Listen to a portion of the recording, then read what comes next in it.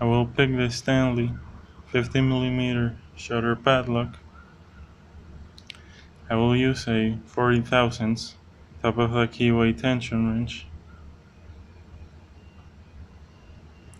and a 19 thousandths standard hook.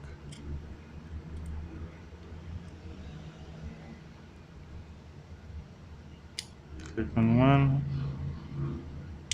click on 2,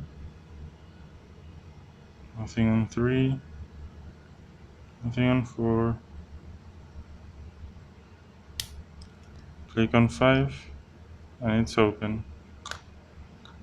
No, as you can see, no security pins. Here's the bedding, and that's all.